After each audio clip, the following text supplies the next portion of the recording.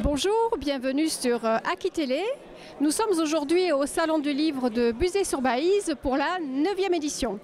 Je suis en compagnie d'Abi. Bonjour Abi. Bonjour. Est-ce que tu pourrais nous raconter ton parcours d'auteur? Tu as sorti ton premier livre, voilà, qui parle de la nouvelle vie de Plume. Donc est-ce que tu pourrais nous expliquer ton parcours, comment tu en es venu là et un petit peu raconter un petit peu les premiers mots de l'histoire? Alors, j'écris depuis que je sais écrire, à peu près. J'écris depuis que j'ai 6 ans et demi, 7 ans. Je commençais cette histoire à 7 ans et demi, 8 ans. Et du coup, c'est une vraie passion depuis toute petite. Je lis énormément. Et du coup, à l'âge de mes 12 ans, pour mon anniversaire, ma grand-mère m'a fait cadeau de l'édition de ce roman. Et me voilà ici maintenant et je suis très heureuse. Donc on pourrait dire que quand même ta grand-mère, donc Marika, qui est quand même aussi une des personnes précurseurs pour ce salon du livre aujourd'hui sur Buzet-sur-Baïse, t'a encouragée et que tu as l'amour de l'écriture depuis toute petite? C'est totalement ça, c'est une vraie passion, c'est vraiment ce qui m'a aidée aussi à m'affirmer en tant qu'adolescente. C'est ce qui m'a aidée à trouver ma passion, ma voix aussi. Je veux pas en faire un métier, mais je veux que ça reste, j'espère, pouvoir continuer dans l'écriture plus tard. D'accord. Est-ce que tu pourrais nous parler un petit peu juste quelques mots de l'histoire de cette aventure du livre? C'est l'histoire de quoi ou de qui? Alors c'est l'histoire de Plume, une petite chatte qui va se faire adopter par Lana, une jeune adolescente de 13 ans. On va la suivre dans toutes ses bêtises, toutes ses aventures en tant que chaton, puis en tant que vrai adulte, entre guillemets, du coup. On va découvrir ses rencontres, bonnes ou mauvaises. On va voir sa vie, comment elle va s'affirmer. Et je dirais que Plume, c'est un peu la meilleure version de moi-même. Et elle va avoir des chatons vers la fin du livre. Et un des chatons va être le plus faible de la portée. Et je dirais que c'est plutôt pas la mauvaise partie de moi-même, mais la plus faible, la plus vulnérable. Donc on me retrouve dans ce livre. D'accord, donc en fait c'est vraiment une partie de toi, une grande partie de toi dans ce livre, dans ce premier livre, et on ne peut que te souhaiter un beau chemin dans l'écriture. On retrouve, je pense, ce livre dans le cadre de tous les livres pour les enfants, notamment, certainement. Oui, je pense que tu as là. Et donc, est-ce que tu es sur les réseaux sociaux, peut-être? On peut te retrouver avec ton livre sur les réseaux? Facebook, je crois, mais je m'en occupe pas, ça c'est plutôt du registre de maman, parce que, voilà. Écoute, Abi, on va te remercier voilà, pour cette interview. On te souhaite bonne continuation dans le cadre de l'écriture. Je suis en compagnie d'Ahmed Diche, un de nos invités d'honneur au Salon du Livre de Buzet-sur-Baïse cette année. Bonjour Ahmed. Bonjour. Ahmed, est-ce que vous pourriez nous parler de votre parcours, de votre dernier livre que vous présentez aujourd'hui sur le salon, et de votre vision du monde aujourd'hui qui m'a semblé très intéressante? Je publie depuis une trentaine d'années. J'ai commencé à écrire vers la fin des années 80. J'ai publié en 96. J'ai eu la chance de publier assez tôt finalement. Entre le jour où je me suis mis à écrire mon premier roman et le jour où j'ai publié, ça m'a pris 3 ans. C'est rien. Par contre, c'est ensuite quand j'ai découvert la réalité de l'édition que ça a été compliqué. Et c'est là que le parcours d'écrivain commence. Oui, le parcours d'écrivain qui n'est pas un parcours de tout repos, où on rencontre beaucoup d'obstacles. C'est un chemin, on ne connaît pas la destination. Par contre, il est impossible d'envisager d'être écrivain en imaginant un confort. On est obligé d'accepter une certaine instabilité.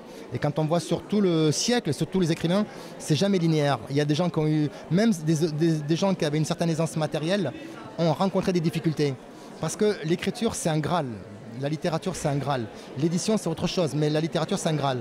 Et on ne vous donne rien, il faut aller chercher. C'est-à-dire qu'en fait, faire un livre, tout le monde peut le faire. Mais s'inscrire dans la durée avec une œuvre, c'est beaucoup plus compliqué.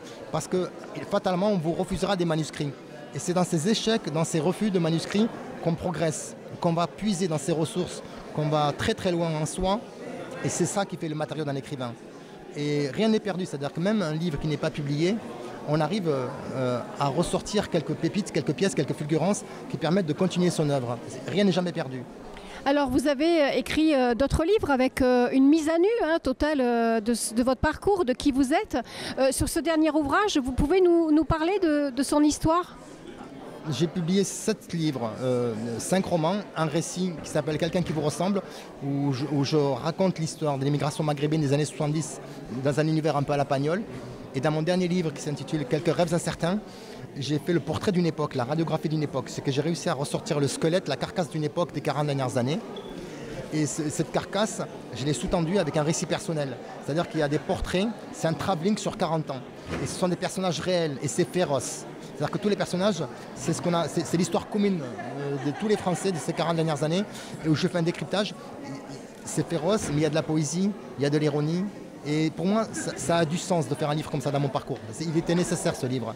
Alors tout votre parcours est empreint de ce que j'ai pu voir, de ce sens très important, le sens de l'humanité aussi, de l'humanisme, de l'homme que vous êtes aujourd'hui, de ce que vous avez traversé aussi en tant qu'épreuve. Et vous parlez à un moment donné de votre ambition de travailler sur l'âme, sur la conscience humaine. Vous pouvez en dire un petit peu plus ? L'écriture, c'est d'abord détricoter son âme. On apprend à détricoter son âme et à décloisonner son esprit. Il est capital de décloisonner son esprit parce que c'est ainsi qu'on a accès à ses émotions, à ses souvenirs, à sa colère. Mais si on ne fait pas ce travail au préalable, on ne peut pas vraiment s'exprimer. Donc ce travail, il est capital. Et moi, à un moment dans mon parcours, je me suis rendu compte que l'âme, c'est ce qui confère une fraternité universelle. Je pense que nous sommes humains dans ce que nous avons de commun avec l'âme. Notre âme, c'est quelque chose de précieux. Et aujourd'hui, toute la difficulté, toute la souffrance du quotidien, elle est sûrement due à une aliénation inconsciente. C'est-à-dire que l'âme des gens est agressée. Imaginez qu'on laisse une maison ouverte, elle va être squattée. Notre esprit, aujourd'hui, il est assez violé, quoi. On écoute beaucoup de choses qui nous conviennent. Attends, c'est un peu... C'est pas gênant. Il y a tellement de choses qui rentrent dans notre esprit sans qu'on l'évolue. Et ça, c'est de la profanation. Il faut apprendre à protéger son cerveau, son esprit de ça. C'est comme ça qu'on préserve son âme. Oui, tout à fait. Alors là, on est complètement sur le lâcher-prise. On est sur le détachement du mental aussi. Et l'âme, en fait, c'est notre essentiel, je vais dire, ce qu'on a de plus profond en nous. Et en effet, ce qui rallie l'humanité. Mais il faut encore pouvoir et avoir la capacité d'aller chercher ce que l'on a au fond de notre âme. C'est une quête, en fait. Il est fondamental d'avoir conscience que le matérialisme est une aliénation. Voilà. Et le problème, c'est qu'on nous a éduqués, mais ça, c'est le XXe siècle qui a imposé ça. C'est-à-dire qu'on a une conception complètement matérialiste de l'existence. Or, la vie, ce n'est pas que de la matière. Une des parts fondamentales, elle est immatérielle, elle est spirituelle. D'ailleurs, une joie, ce n'est pas quelque chose de quantifiable. On ne peut pas mettre la joie dans sa poche et la ressortir quand on veut. Ça nous échappe, ça. D'où l'importance de prendre soin de son âme. Et je le redis, je me rends compte que notre âme aujourd'hui, et surtout pour le plus grand nombre, notre âme est ouverte aux 4 vents. On y met un peu tout et n'importe quoi. Et ça finit par laisser des traces vraiment violentes. Et on ressent une certaine douleur incomprise chez les gens. Oui, donc là, on est sur une forme un peu universelle de la façon de ressentir. Donc, on ne peut que vous souhaiter un merveilleux parcours littéraire dans votre continuation et de porter aussi ce que vous ressentez pour l'humanité au travers de votre analyse qui est pertinente et de vous retrouver dans d'autres lieux. Vous faites d'autres salons, je présume ? En ce moment, je n'ai pas d'actualité. Ce livre est sorti il y a 2 ans. J'ai fini un roman qui est très important, qui j'espère me fera franchir encore un cap. Et j'ai écrit aussi un livre sur mon expérience du coma. Il y a 5 ans, j'étais hospitalisé. Je ne m'attendais pas, j'étais extrait de ma réalité pour rentrer, c'était pendant l'époque du Covid. Et j'ai fait 60 jours d'hôpital et c'était une expérience extrêmement puissante. Et de cette expérience du coma qui a duré 15 jours, j'en ai ressorti un texte incroyable. Et ce que j'ai vécu, je n'aurais jamais pu l'imaginer. Voilà. Et j'ai réussi à l'extraire, mais grâce à l'écriture. J'espère qu'un jour il sera publié, mais ce n'est pas le moment. Oui, mais vous le publierez, j'en suis persuadée. En tout cas, je vous remercie Ahmed, je vous souhaite une très belle continuation. Je vous dis au plaisir, à bientôt. Merci beaucoup, je vous remercie. Merci à vous Ahmed, au revoir. Je suis en compagnie d'Alain Parayous. Bonjour Alain. Bonjour. Alain, vous êtes un fidèle du Salon du Livre de Buzet-sur-Baïse. J'ai entendu dire que c'était vous qui animiez la dictée du dimanche matin. Vous allez nous en parler. Pervers, c'est perfide, hein. Plein de diablerie. Pleine de diablerie, oulala. Et vous allez pouvoir nous parler de votre dernier roman qui vient de paraître dans l'obscure clarté que vous pouvez montrer. Voilà. Et voilà, donc que peut-on dire de ce livre, Alain ? Ce qu'on peut dire, c'est que je me suis dit que je ne pouvais pas mourir, comme j'avance quand même pas mal en âge, sans raconter une histoire dont on m'avait beaucoup parlé pendant mon enfance, à savoir que pendant la guerre de 39-45, les familles rurales, ont accueilli ce qu'on appelait des réfugiés. On n'en faisait pas toute une histoire. Dans les familles paysannes, on allait à la messe, les curés, en chair, disaient écoutez, vous n'êtes peut-être pas des plus riches, mais vous avez de quoi manger. En ville, peut-être pas. Et donc, ils envoyaient des petits réfugiés ou des petites réfugiés dans les campagnes, voyez-vous. Et c'est ainsi que chez mes grands-parents, j'entendais parler de la petite réfugiée. Et mon père, qui était à Saint-Pierre, donc celui sur le coteau, il me parlait toujours de Jean-Marie Vénère. J'ai su après que c'était Weiner, que c'était un petit juif, bien entendu, mais ça, il ne l'avait pas su. Il ne l'a jamais su parce qu'il est mort trop tôt, le pauvre.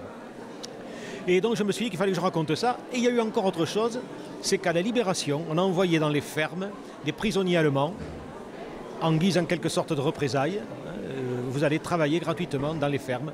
Et donc, imaginez cette cohabitation entre des gens qui, quelques semaines plus tôt, quelques mois plus tôt, étaient là avec leur uniforme. Tout le monde a vu ça au cinéma, avec ces mitraillettes, c'était menaçant. Et là, ils étaient là vaincus et tout humbles, et redevenus humains sans doute à partir du moment où ils n'ont plus vu cet uniforme. Je me suis dit qu'il fallait quand même, avant de mourir, que je raconte ça. Alors, avant de mourir, on n'y est pas, Alain, hein. Voilà, et bien sûr. Bien sûr. Et donc en fait, est-ce que l'on pourrait dire que ce livre, c'est aussi pour parler de la mémoire familiale ? Voilà, mais vous savez, tout à l'heure, c'est Monsieur Dich qui parlait, moi je parlais des tiroirs, je ne sais pas ce qu'il avait pris, il disait comme on creuse, si vous voulez, dans un gisement, où on trouvait toujours quelque chose. Je ne me rappelle plus quelle métaphore il avait prise. Et moi, j'ai toujours pensé aux tiroirs. J'ai toujours aimé fouiller les greniers, les tiroirs comme cela. Vous croyez avoir fait tout le tour? Non, vous tirez un petit peu plus au fond et vous trouvez toujours quelque chose que vous n'aviez pas remarqué dans le tiroir. Et dans la mémoire, c'est un petit peu ça. Vous pensez toujours que vous avez tout raconté et puis vous tirez un peu plus le tiroir et vous trouvez qu'au fond, il y a une histoire qui valait la peine d'être racontée. Donc en fait, c'est et l'histoire de vos souvenirs d'enfance et mettre... Voilà, mais... Malgré mon grand âge, je suis né quand même après la guerre, voyez-vous. Et mettre à l'honneur aussi ce que vos parents vous ont rapporté comme histoire. Par exemple, mes grands-parents, ils ont été un moment visités par de faux résistants. Ça existait, ça y passait, hein, comme les résistants quand même passaient aussi pour réquisitionner de la nourriture, etc. Mais en même temps, il y en avait qui étaient un petit peu les bandits parallèles et qui venaient dire on est de la résistance et qui en profitaient pour piller. Mais ils n'arrivaient pas commodes, hein, avec la mitraillette à la main, eux aussi, et assez menaçants. Et donc, j'ai ce souvenir, j'ai le récit de mon grand-père qu'il avait mis en écrit parce qu'il avait porté plainte et donc je l'ai casé aussi dans ce roman. C'est-à-dire qu'il est très ancré dans la réalité. D'accord, et donc on sent bien votre passion pour l'écriture, pour l'aventure, pour la transmission pour la mémoire, de mémoire. Voilà, c'est ce que j'allais dire. Et est-ce que vous pourriez nous parler de la dictée de demain matin? Non, on ne parle pas, justement, c'est le grand secret. Hein, sinon, on enlève tout le charme. Ça fait partie du mystère. Hein. Alors, je ne sais même pas quel est l'auteur. En principe, je prends quand même un auteur connu. Et puis après, le diable s'interpose et va apporter quelques traquenards pour piéger les malheureux candidats à la dictée. D'accord. Est-ce que vous pouvez nous dire c'est à quelle heure demain matin au Salon du Livre? 10h30. 10h30 ici à la salle. Ici, voilà. Ceux qui sont candidats au suicide mental, là vous pouvez venir. Ok, écoutez Alain, je vous remercie beaucoup. Je vous souhaite un beau parcours, encore plein de livres et puis je vous dis à très vite. Merci infiniment. Merci Alain, à bientôt. Au revoir. Je suis en compagnie d'Alain Vircondelet qui est cette année le parrain de la 9e édition du Salon de Buzet-sur-Baïse. Bonjour Alain. Bonjour. Est-ce que vous pourriez nous parler de votre dernier ouvrage ? Bien sûr, mon dernier ouvrage porte sur le sujet même, d'ailleurs, du salon de Buzet, puisqu'il est dédié au Petit Prince cette année. Et comme il se trouve que j'ai écrit beaucoup sur le Petit Prince, étant très proche des archives d'Antoine de Saint-Exupéry, pour y avoir accès, pratiquement le seul au monde à y avoir accès. Donc j'ai écrit beaucoup de livres sur le sujet et je suis considéré aujourd'hui comme un des spécialistes de Saint-Exupéry en France et dans le monde, puisque je suis traduit un peu partout partout dans le monde. Et mes travaux portent sur à la fois la vie et l'œuvre d'Antoine de Saint-Exupéry et particulièrement sur Le Petit Prince, avec toutes les archives auxquelles j'ai eu accès qui m'ont permis de pouvoir raconter ce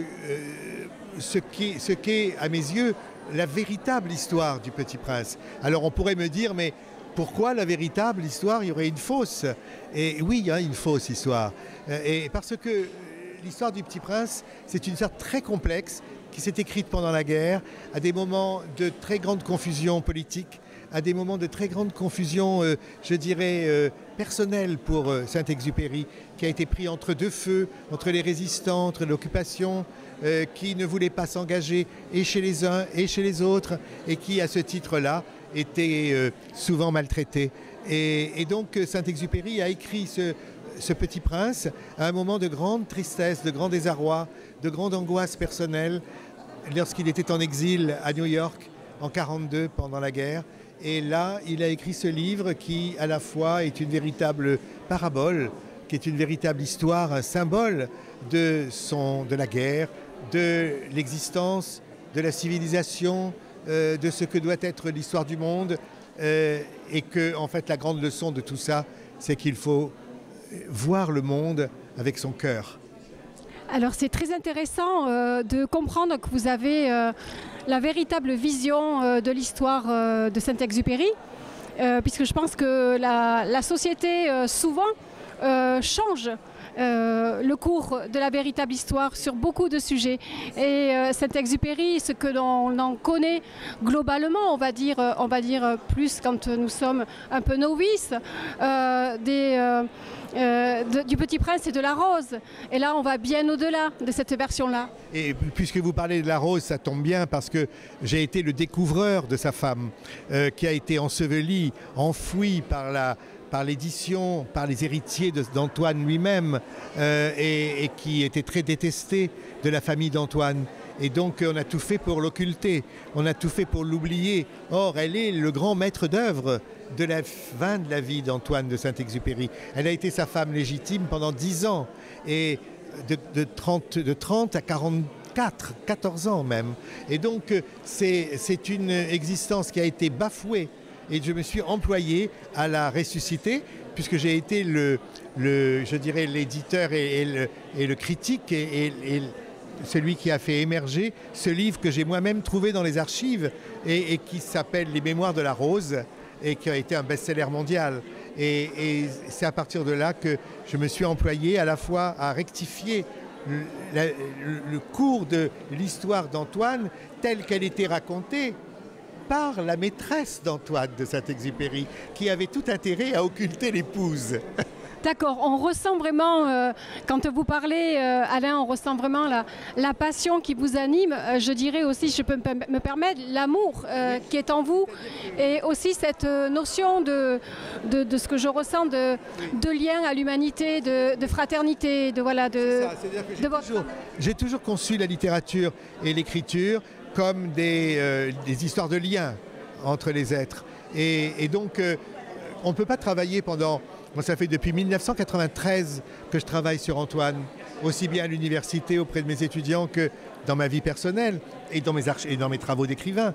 J'ai écrit 10 livres sur Antoine et traduits dans le monde entier aujourd'hui.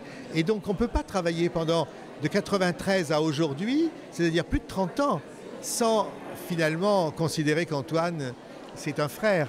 C'est un grand frère. Tout à fait. Donc en fait, c'est aussi, vous parlez de lien, mais c'est aussi le lien avec vous-même, avec vous, Alain. Oui, bien sûr, parce que l'histoire d'un écrivain, qui écrit sur un autre écrivain, c'est pas innocent. Ça a du sens. Et en même temps, il me permet d'accéder moi-même à ma propre histoire. Il me permet d'accéder moi-même à la pure compréhension du monde. Et donc Antoine, pour moi, qui est, comme je vous le dis, un grand frère, il est l'écrivain immense qu'aujourd'hui encore on dédaigne, qu'on méprise, au prétexte d'histoire politique, etc. On le fait passer pour un pétainiste qu'il n'est pas, par exemple. Eh bien, je pense qu'à la fois, c'est un homme qui est proche de l'humanité, proche des autres, et qui en même temps, on ne peut pas travailler pendant 25 ans, 30 ans sur un même auteur sans en être très proche soi-même. Et ce n'est pas innocent le fait que je sois avec lui aussi. Bien sûr, donc est-ce que l'on pourrait dire que Antoine a permis de faire grandir Alain? Oui, bien sûr, oui, c'est une histoire d'apprivoisement, comme est un des symboles du Petit Prince d'ailleurs. Hein. On s'apprivoise mutuellement et on fait émerger des choses qui sont ensevelies, enfouies et qui permettent de mieux comprendre et d'être plus serein face à ce que d'ailleurs Saint-Exupéry lui-même disait, face à ce que va devenir le monde. C'est pour ça qu'il veut mourir. C'est pour ça qu'il va à la guerre avec une grande violence. Il va à la guerre avec brutalité même, en disant je vais me faire descendre. Mais je me fais descendre aussi, et tant pis, parce que je sais ce que va devenir le monde. Et il va devenir un monde de robots, un monde de termitières aveugles, disait-il. Et je ne veux pas devenir un citoyen de Babel. D'accord, donc on pourrait dire de vous que vous êtes un citoyen du monde, Alain, et que au final, c'est une certaine façon une contribution de contribuer à ne pas laisser l'humanité se déshumaniser aujourd'hui, je dirais. Enfin, avec mes moyens, avec ce que je peux apporter, mais si chacun fait ça, c'est formidable, mais avec mes moyens, qui sont des moyens d'écriture, je fais passer des choses, quoi. Voilà. Donc des passerelles. Donc là, d'accord. Et la part du colibri, au final, quelque part. Bien sûr. La part du colibri aussi. Je vous remercie beaucoup. Je peux que vous souhaiter une belle continuation et un beau parcours dans l'écriture humaniste que vous nous proposez depuis de longues années. Merci à vous, Alain. Au plaisir. La première journée du salon de Buzet-sur-Baïse se termine. Merci pour votre accueil, à l'ensemble de la direction, aux personnes présentes, aux invités d'honneur, à la municipalité. Et nous vous retrouverons très bientôt sur les réseaux sociaux, sur le site d'Aki Télé. À bientôt et au plaisir.